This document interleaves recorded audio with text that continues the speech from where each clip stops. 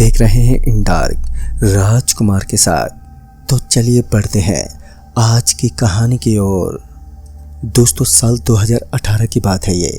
उस समय मेरे पास बाइक के पार्ट्स बेचने की एक बड़ी सी दुकान थी जो राजस्थान के एक मशहूर जिले उदयपुर में स्थित थी। मुझे अमूमन मेरे काम की वजह से लंबे लंबे सफ़र को अंजाम देना पड़ता। एक बार जब मुझे दिल्ली के लिए रवाना होना पड़ा तो उस समय मेरे पास मेरी एक कार थी। मैं अपनी स्विफ्ट डिज़ायर गाड़ी को लेकर दिल्ली के लिए रवाना हुआ। घनघोर अंधेरा चाहे कितना भी हो, चारों तरफ कितना भी सन्नाटा पसरा हो, मगर एक साइंस का स्टूडेंट होने के नाते भूत प्रेत जैसी चीज़ों पर विश्वास करना मेरे लिए असंभव जैसा था। हालांकि मुझे जंगली जानवरों के प्रति काफ़ी खौफ सताता था। अक्सर मैं इन चीज़ों से अपने आप को बैकफुट पर धकेल देता था। मुझे ठीक से तो याद नहीं है, लेकिन जब मैं मुरलीपुरा गांव के करीब पहुंचा तो मुझे एक सवारी नजर आई जो मेरी गाड़ी के सामने अपना हाथ दिखा रही थी। लेकिन मेरा एक नियम था कि मैं अपनी गाड़ी को रात में किसी भी अनजान रास्ते पर नहीं रोक सकता था। उसकी वजह यह थी कि लूट मारी का धंधा कुछ ज़्यादा ही बढ़ गया था, जिस वजह से मैं इन चीज़ों से थोड़ा सा कतरा जाता था। लेकिन आखिर इन चीज़ों से कब तक मैं डर कर रह सकता था। उस आदमी को अकेला देखकर मैंने अपनी गाड़ी को ब्रेक लगाया और उसे अपनी गाड़ी में बैठने को कहा। इससे पहले कि वो मेरी गाड़ी के अंदर बैठ पाता, वो एक अजीब सी मुस्कान देते हुए बोला, भाई साहब, आगे का रास्ता बहुत ही ख़राब है, मैंने यही बताने के लिए गाड़ी रुकवाई है। उस आदमी की इस घिनौनी बातों को सुनकर मेरा पूरा दिमाग गुस्से से भर गया और मैं उस आदमी से बोल पड़ा, अरे यार, ये कैसी बेतुकी की बातें कर रहे हो। लेकिन मेरी इस बात पर भी वो आदमी मुस्कुराते हुए चुपचाप वहाँ से आगे निकल गया। मैं उस आदमी की इन हरकतों को समझ पाने में भले ही असमंजस में था, लेकिन मुझे इसके ऊपर हंसी भी बेहद आ रही थी। मगर जैसा कि कहा जाता है कि मूर्खों को ज्ञान के बजाय पैसे देकर ही वहाँ से निकल देना चाहिए, लेकिन वहाँ पर मूर्ख कौन था, वो शख्स या फिर मैं, ये बस कुछ ही पलों में पता चलने वाला था। मेरी कार एक हल्की फुल्की रफ्तार के साथ आगे की तरफ बढ़ रही थी। अगल बगल में दिखने वाले पेड़ पौधे भी एक हल्के और अजीब सी ध्वनि से पीछे हट रहे थे। इसी बीच मेरी आंखों ने मायावी शक्तियों का एक ऐसा दृश्य देखा जिस पर यकीन करना ना के बराबर था। दरअसल एक कार जिसने अचानक ही एक औरत को जोर से टक्कर मार दी और वो तकरीबन 10 फीट ऊंची उछल गई। पहले तो मुझे लगा कि इस औरत का काम तमाम हो चुका है, लेकिन जैसे कार स्पीड से वहाँ से आगे निकल गई तो मैंने पाया कि वो औरत सड़क से उठते हुए वापस सीधे रास्ते पर चलने लगी। यानी कि असलियत में ये कोई औरत नहीं थी, बल्कि कोई बुरी शक्ति थी जिसे मैं देख रहा था। उसे देखकर मुझे विश्वास तो अभी भी नहीं हो रहा था, लेकिन जो आंखें देखती हैं उन पर यकीन तो करना ही पड़ता है। फिर थोड़ी देर के बाद वो औरत वहाँ से गायब हो गई और बाद में मुझे लगा कि शायद ही मेरा कोई भ्रम होगा, जिसके माया जाल में फंसकर मैंने ऐसा नज़ारा देखा। मैंने इन हरकतों के ऊपर बिल्कुल भी ध्यान नहीं दिया और चुपचाप ड्राइव करता रहा। इस समय मुझे सिगरेट पीने का बहुत ही मन कर रहा था। काफ़ी देर से नींद पलकें झपका रही थी और अब रात के करीब 11:30 बज चुके थे और अब मुझे सिगरेट पीने की बहुत आवश्यकता थी ताकि मैं अपनी नींद को कुछ देर के लिए बाय कर सकूं। मगर दूर दूर तक कोई दुकान नहीं थी और मेरी आंखें सड़क के दोनों छोर पर किसी दुकान को तलाश करने लगी। लेकिन ताजुब की बात तो ये थी कि दूर दूर तक किसी भी दुकान का कोई नामो निशान तक नहीं था। एक ऐसा हाईवे जिसके ऊपर रात दिन गाड़ियों का आवागमन होता है और उस हाईवे के ऊपर किसी दुकान का ना होना सच में एक ताजुब की बात थी।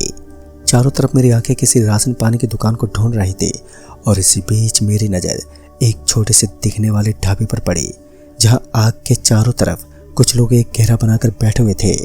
जैसे मेरी गाड़ी उनके पास जाकर रुकी तो इस बार एक आदमी ने मेरी गाड़ी के सामने अपना हाथ दिखाया। हालांकि गाड़ी तो मैं उनके पास रोकने ही वाला था, लेकिन जब मैंने अपनी गाड़ी की विंडो को नीचे गिराया तो उस आदमी ने कहा, भाई साहब, आगे का रास्ता बहुत ही कठिन होगा। कहते हैं कि जो इस NH से गुजरने की कोशिश करता है उसे जल्दी मौत के द्वार तक पहुंचना पड़ता है। उस शख्स की बातें सुनकर मैं थोड़ा विचलित हुआ और उसके ऊपर गुस्से से तिल मिलाता हुआ उससे बोल पड़ा, यार, तुम लोगों का यही काम है, तुम लोग आने जाने वाले लोगों को डराने और धमकाने की कोशिश करते हो, इसके अलावा तुम्हारे पास कोई काम भी नहीं है।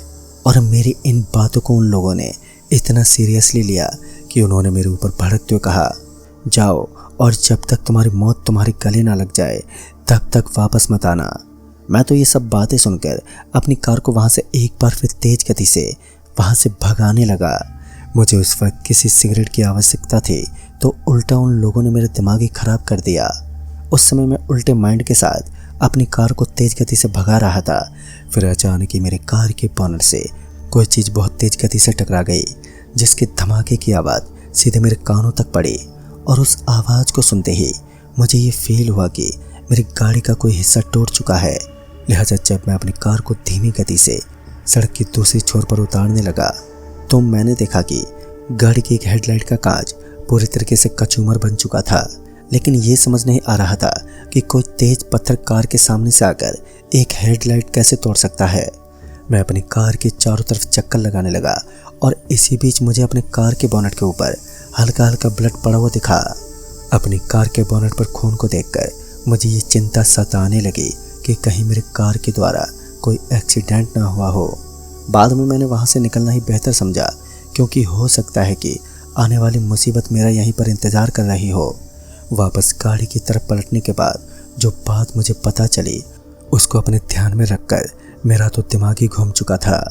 मैं अपना माथा पकड़कर वहीं कार के सामने बैठ गया। दरअसल मेरी कार की चाबी कार के अंदर ही रह चुकी थी और ऊपर से मैंने गाड़ी का दरवाज़ा बंद करते वक्त उसे लॉक कर दिया था, जिस कारण अब कार का दरवाज़ा खोलना बड़ा ही मुश्किल था। अपनी कार की ये दुर्दशा देख मैं बेबसी हो चुका था, लेकिन मैंने गाड़ी की विंडो किसी तरह नीचे गिराने की कोशिश की। मैं अपनी ओर से पूरा जोर लगाता रहा और बाद में जाकर जब मेरी कार की एक विंडो नीचे गिर गई तो मैंने जल्दी से कार के अंदर से चाबी बाहर निकाली और उस चाबी से गाड़ी का दरवाज़ा खोल दिया। मैं फटाफट बिना कुछ सोचे समझे अपनी गाड़ी में बैठा और उसका एक्सीलेटर दबाते हुए स्पीड से भगाने लगा। लेकिन अब मुझे ऐसा लग रहा था कि सामने का रास्ता पूरी तरीके से बदल चुका है। जहाँ कुछ देर पहले मुझे एक जंगली झाड़ियों से घिरा और वीरान रास्ता नजर आ रहा था, तो अब मुझे ऊबड़ खाबड़ बड़े बड़े पत्थर और विशाल खंडर पड़े मकान वहाँ पर दिखाई पड़ रहे थे। फिर मैं उस स्थान पर पहुँच चुका था जिस गांव के अंदर मुझे एक रात के लिए रुकना था। पूरी रात का ये सफ़र मेरे लिए बड़ा ही बुरा साबित हुआ। आज के सफ़र में मैंने काफ़ी मुश्किलों से सामना किया था, मगर बाद में मैंने जिस घर को बुक करवाया था मैं उस घर की तरफ चल पड़ा। जैसे मैंने उस घर का दरवाज़ा खोला तो चमगादड़ों का एक बहुत बड़ा झुंड अचानक से मेरे ऊपर हमला करने लगा। लेकिन जैसा कि मुझे बताया गया था कि उस घर को काफ़ी अच्छे से साफ़ किया गया है और साथ ही वहाँ रुकने के लिए एक अच्छा खासा इंतजाम भी किया गया था। मैंने सोचा कि शायद पुराने पड़े इस घर के अंदर कहीं कोने में कोई चमगादड़ का झुंड रहता होगा और दरवाज़ा खोलते ही अंधेरे की इस चादर में वो यहाँ से निकल गए।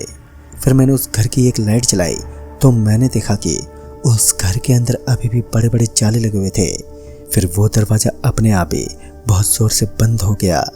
उस दरवाजे के बंद होते ही मैं एक बार फिर उसे खोलने में जुट गया, लेकिन इसी बीच मुझे किसी चीज़ के टूटने की आवाज़ आई और जब मैं पीछे मुड़ा तो एक मूर्ति ज़मीन पर पड़ी हुई थी। फिर मैं जल्दी से उस मूर्ति के पास पहुंचा और उसे उठाते हुए उसके अंदर छुपी हुई तस्वीर को घूरने लगा। मुझे ऐसा महसूस हो रहा था कि इस मूर्ति के अंदर मौजूद शख्स को मैंने पहले भी कहीं देखा है, मगर मुझे याद नहीं आ रहा था कि मैंने इस आदमी को कहाँ पर देखा है। इसी दौरान दरवाजे पर एक खटखटाहट हुई, लेकिन ताज्जुब की बात तो ये थी कि दरवाज़ा बाहर से बंद था। इस पर मैंने आवाज़ देते हुए कहा, भाई साहब, दरवाज़ा बाहर से बंद है।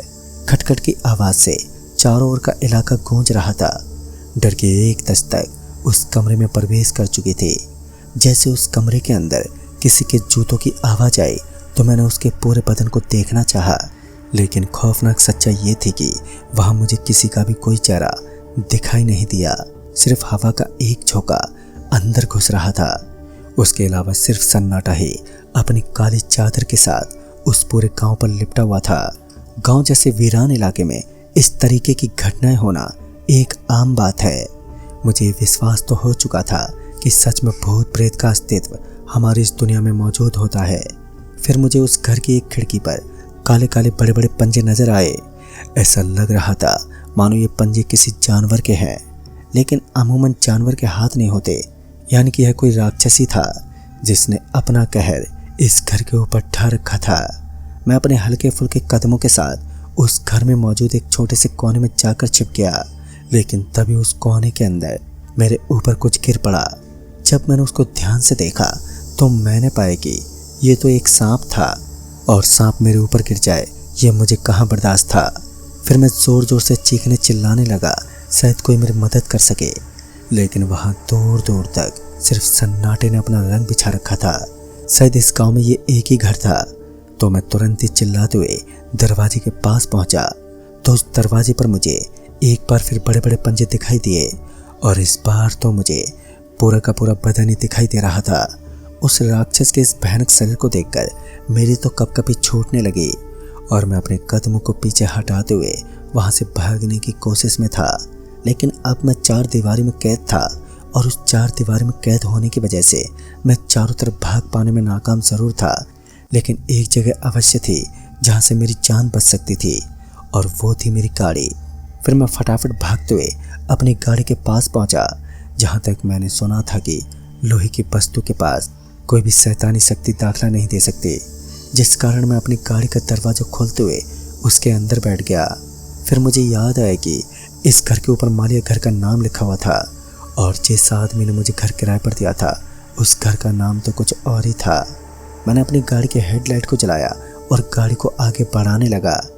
मुझे सामने की तरफ वही भयानक और खून से सना हुआ राक्षस दिखाई दिया, जिसके हाथ में हड्डियां थी। लेकिन मैंने अपने भगवान को याद किया और किसी तरह वहां से निकल गया, और वहां से थोड़ी दूर आगे जाने के बाद मुझे एक श्याम बाबा का मंदिर दिखा, और उस मंदिर को देखते ही मैंने अपना तन मन और धन सबको श्याम बाबा के कदमों में रख दिया, क्योंकि अब मैं उन्हीं के शरण में था। तो पूरी रात में उस धाम के मंदिर में वहीं पर बैठा रहा, और जब सुबह हुई तो सब कुछ मुझे नॉर्मल सा लगने लगा, और इस तरह एक खौफनाक कहानी का वहां पर अंत हुआ। सच्चाई तो आज भी ये बयां करते हैं कि उस गांव के अंदर एक खौफनाक राक्षस अपना बसेरा जमा कर रखता है। मुझे तो नहीं पता उस राक्षस के अंदर ऐसी कौन सी मायावी शक्तियां हैं जिसकी वजह से उसने अपनी दहशत कायम रखी है, लेकिन उस एनएच में भी कुछ खौफनाक बुरी शक्तियां निवास करती हैं। मैंने तो इतना भी सुना है कि वहाँ का इलाका अपनी डरावनी बातों के लिए पूरी तरह से बदनाम है।